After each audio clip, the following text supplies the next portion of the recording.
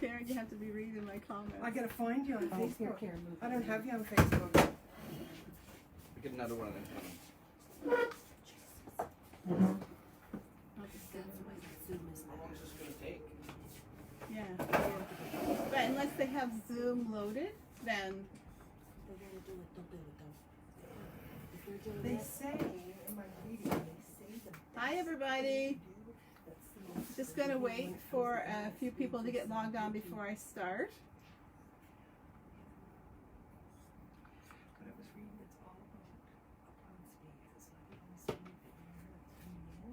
It's how fast. Yes, yeah. It's kind of interesting. I read a whole bunch of it the other day. I learned a lot. Do you need your You phone? guys are foolish. I have a peanut gallery beside me.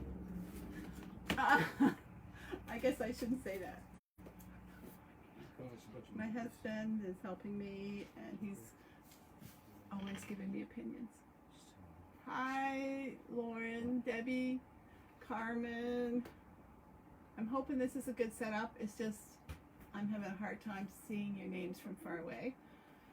If you guys have any questions through any of this, I have some people. I have Karen sitting there, and she's going to read the questions out to me. If you guys have any questions about anything, hi Patty, Karen.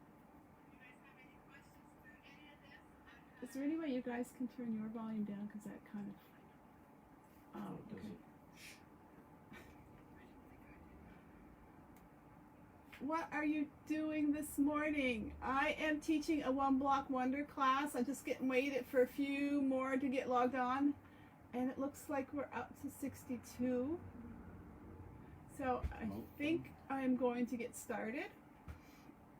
Somebody asked me if I was ready to teach the class, and I said, no, there's nothing that I have to do to get ready because I am literally starting right from the very beginning. None of my prep work is done. I wanted you guys to see how I do it from start to finish. Oh, your fabric arrived this morning. Awesome. Good. Okay, so I'm going to unroll my fabric because it's easier than stopping when I cut. I just like to be able to pull it loose.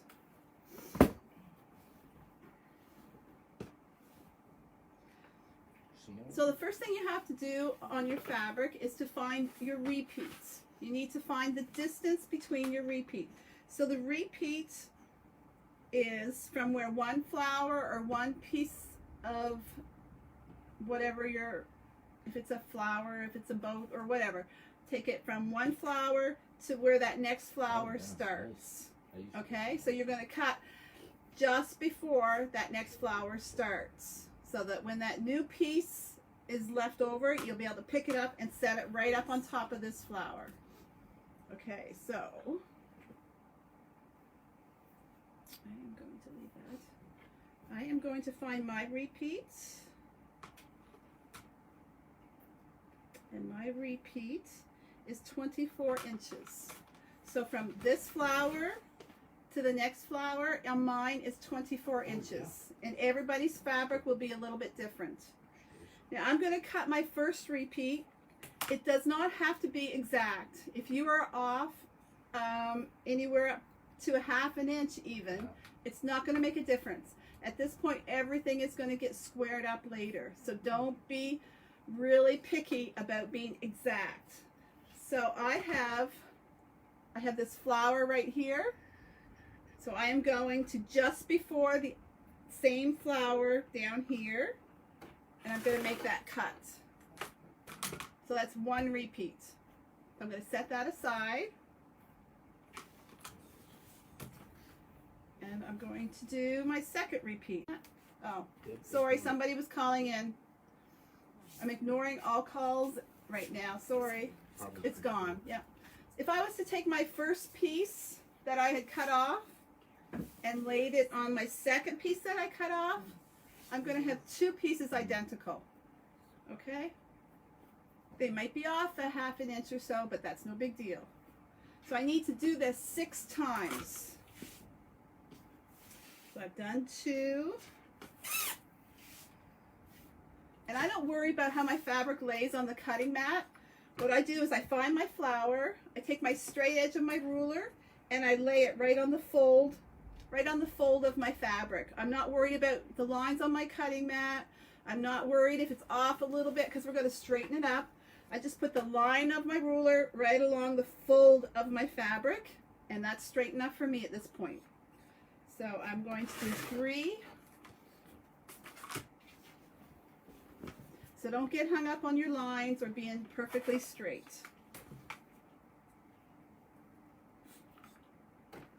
4.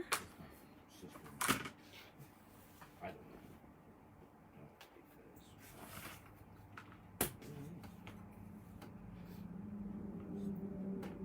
5. And I don't worry about ironing my fabric or washing my fabric with the One Block Wonder. I don't want anything to distort my fabric or move my design in any way. Make it stretch. So I'm going to put my other one here. So I now have 6 repeats. Some of you that are doing lap quilts, that's all you're going to need is 6 repeats. If you're going to do a bigger quilt, you're going to have to do another set of 6 repeats, either out of the same fabric or another coordinating fabric. So right now I have 6 layers. Let's count. 1, 2, 3, Get away. 4, 5, and 6. Okay, so the way I do mine is not exactly the way the books tell you to do it. The books are great, and if you want to follow along in the book, that's great too. I'm just showing you how I do it. It's what's easier for me. The book is going to tell you to open these up like this and layer them out. I find that's too big of an area to pin and have exact. So what I like to do, I like to take my scissors and just go along that fold like that and cut it. Now keep in mind that both sides of this fabric are different. So now I have to make 2 piles. I have to make a left and a right pile. Okay, so the top piece I'm going to put here, and the piece with the selvage, that's how you can keep it separate. Make sure the selvage is all in one pile and the other fabric is in the other pile. So I'm going to go through and I'm going to cut all 6 of my layers. Now the Hi, Larry. downfall into cutting them down the middle is you could lose a row of hexes depending on where your measurement comes. But the benefit outweighs it for me to do it this way. It's easier to handle, easier to get accurate cutting in my mind.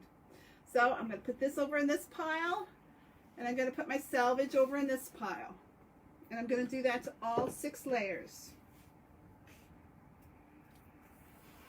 See, I'm not being exact about my cutting at all at this point.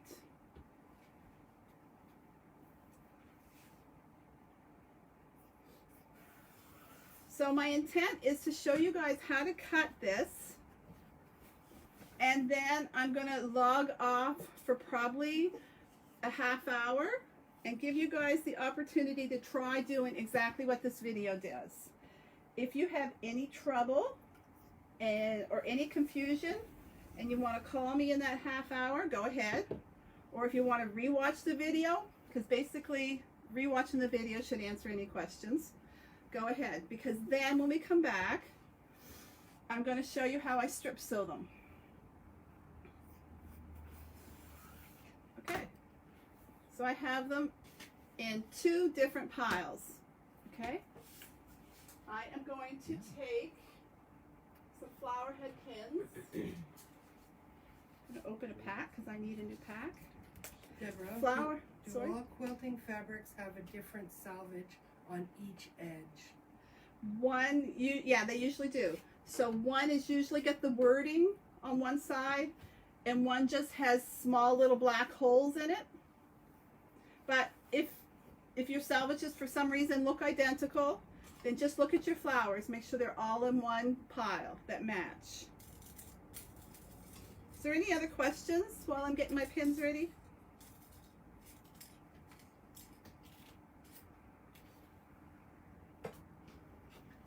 So right now, I'm going to ignore one pile and just work with this pile.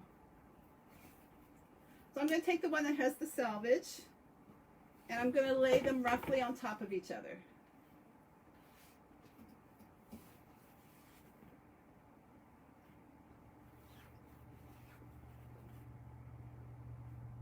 See how much easier they are to work with when they're in smaller pieces?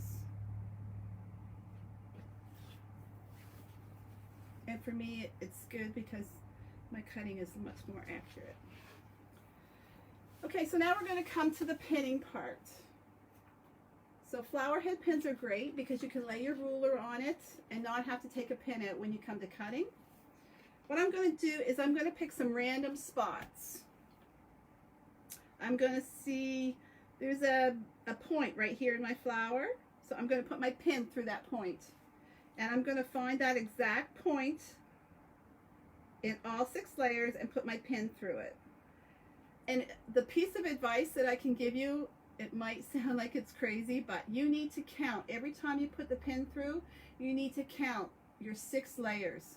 Because it is so easy for one of these to get caught up underneath like that, and you only pin 5. The next cutting is the most important part of the process. So if you've lost part of it because it's folded up, you're not going to be able to make a one block wonder. So every time you put a pin through, count and make sure you have 6 layers. I really literally do that every time. So that's 1, 2, 3, 4, 5, and 6. So I have my pin through all 6 layers. Somebody's over there laughing at me. Crystal. We're laughing at Crystal. And then I'm going to go. So I've got this side pinned. Then I'm going to come to the middle and I'm going to find another point. So this leaf here has a nice point. So I'm going to grab that point and put my pin through that point. 1, 2, 3, 4, 5, 6. Shimmy it around, make sure the fabric around it is all laying flat, and put your pin in. And do that again over here. Find another point. You're watching from Australia, Deb. From Australia? How cool is that? Jennifer Roberts. Oh, hi Jennifer. Not sure what time it is there. Cool. What time is it in Australia?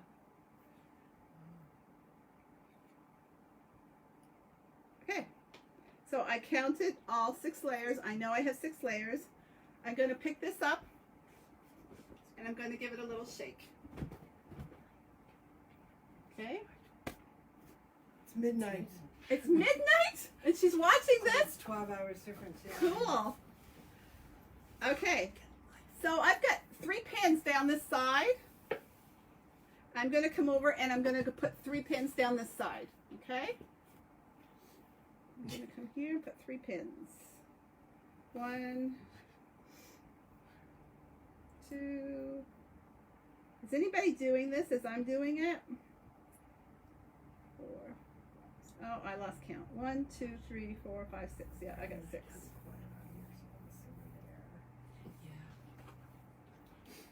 And do it again. Find another focus point. 1, 2. This is why I don't wash or iron my fabric, because I don't want my focus points to get distorted at all or moved from the fabric.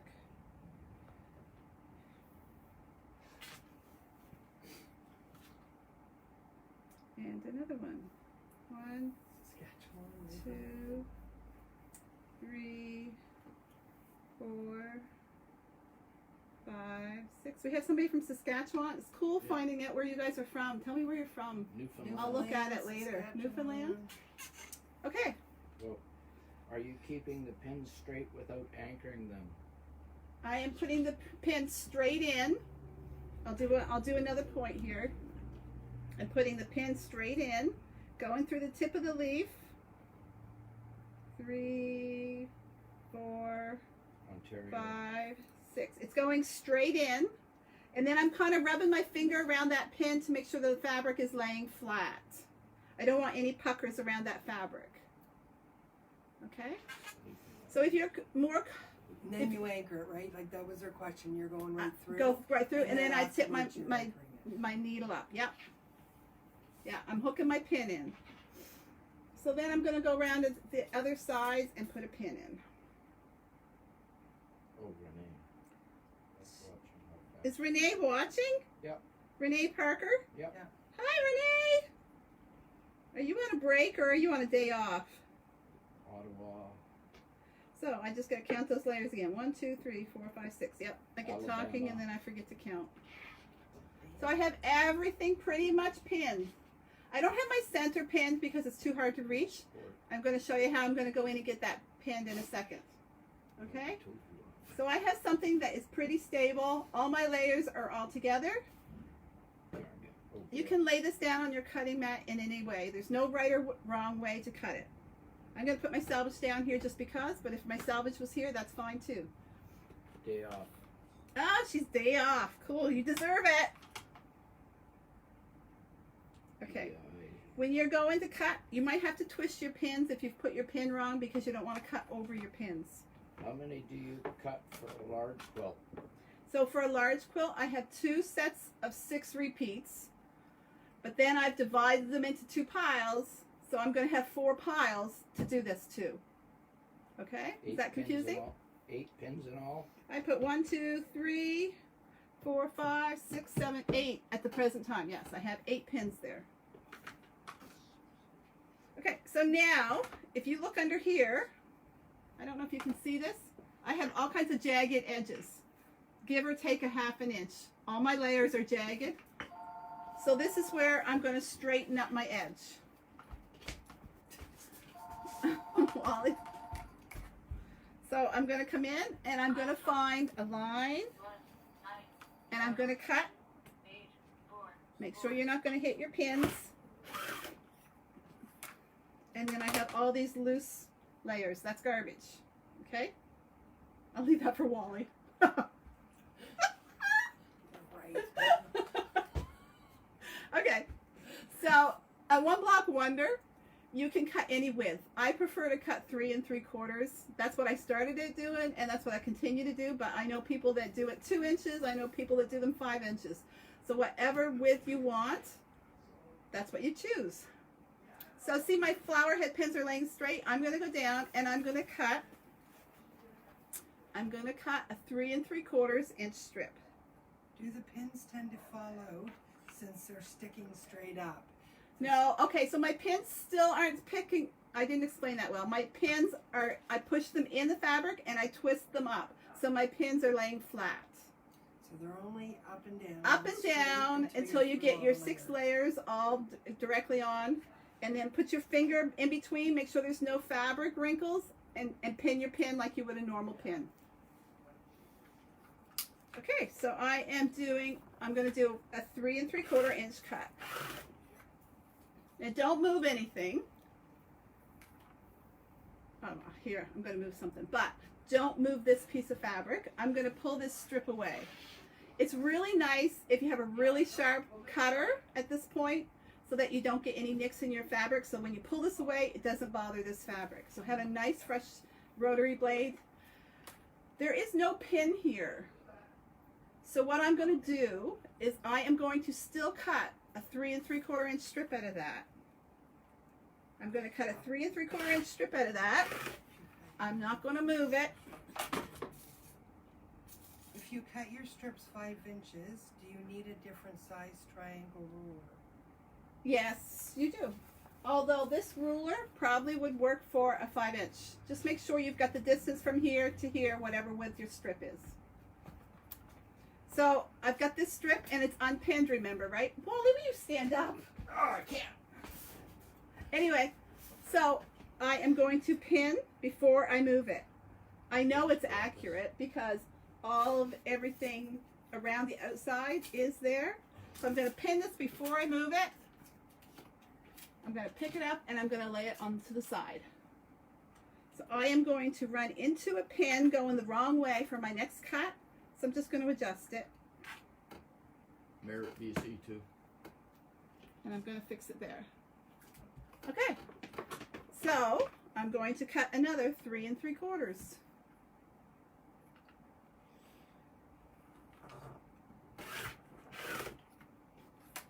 I have a pin down here, but I don't have a pin up there, so before I move it, I'm going to put a pin. So when I pick it up just like this, it's safe. My next one has 2 pins in it, I think. Gonna do another 3 3/4.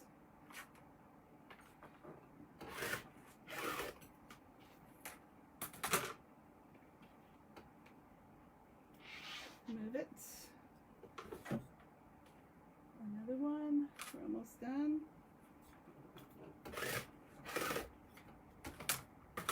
Mind you, this isn't the way the book tells you to do. These are just the way Don't worry about things work for me. So if some of this doesn't work for you, refer to the book. that. How wide? I'm cutting my strips 3 3/4. Just that's my go-to measurement, and I got a pin that's in the way, so I'm going to move that pin out of the way. I got a pin there. I'm going to take out now. Make sure you check your pins, because if you've put a new blade in, you can easily wreck it right off the bat. Okay, so I have all my 3/4 inch strips cut.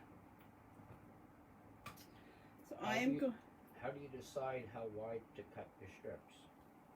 It's a preference, really. The smaller you go, the more you're going to lose your design of the flower that you're working with. If you go bigger, you're going to see more of that flower. So if you want to go with just getting the color value out of it, go smaller. If you want to keep the flower, go bigger. Okay, so I'm going to lay it this way. And this is where I'm going to now take my pins out of this strip. Don't move anything once your pins are out. The flat tip goes to the top of your fabric. Most of your rulers will not have a 3 3/4 inch line to follow. So just eye up the 4 inch line and make sure that your ruler isn't twisted a bit this way or this way. Can you take a 2-second break? Why? Because you should be shooting down. Can they? That's too low. I'm just going to pick it up and show it to them as soon as I do one. Okay, so I'm going to cut this.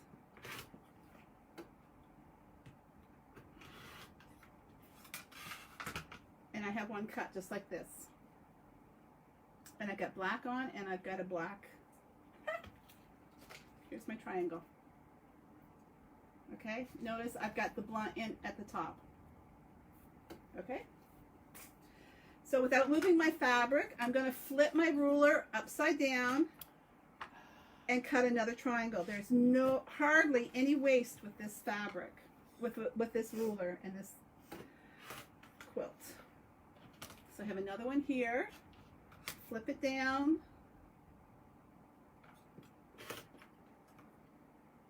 And do your whole strip. Once you have the whole strip done, okay, some people will put a pin through these, and if that makes you feel good to think, oh, they're not going to get mixed up, fine. You can pin them at that point, okay? Somebody's asking if they could put a masking tape reference on their ruler. Yeah, you can, for sure. What is the name of that ruler that you're using? I am using a 60-degree triangle ruler with a blunt tip. Some rulers have the piquet tip and some have the blunt. I prefer the blunt, and when it comes to sewing it together, I'll explain to you why.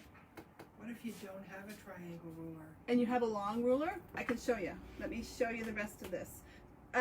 So you can either put a pin through them or you can stagger them. Just offset them like that and just create a big pile of them. Okay? It's whatever is best for you. Okay, so if I just had a ruler, every ruler has a 60-degree line. Let me find it. There's my 60-degree line. Okay, let me figure this out. This one's coming down here. I'm going to lay my line. I'm going to lay my 60-degree line.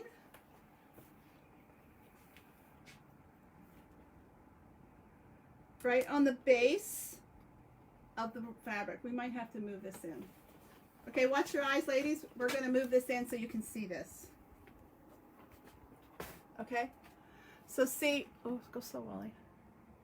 So see, my 60-degree line is right along the base of my fabric, and I'm putting this right in the tip, right like that. And I would cut it.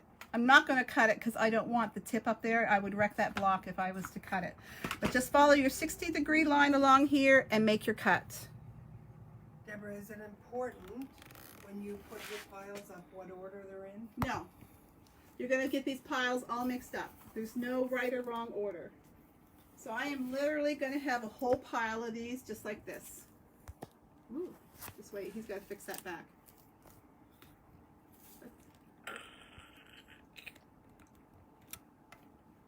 That's good, Molly. Okay. So I'm going to finish cutting this strip up. Just like that. Keep just rotating your ruler. Watch it, Larry. Go here.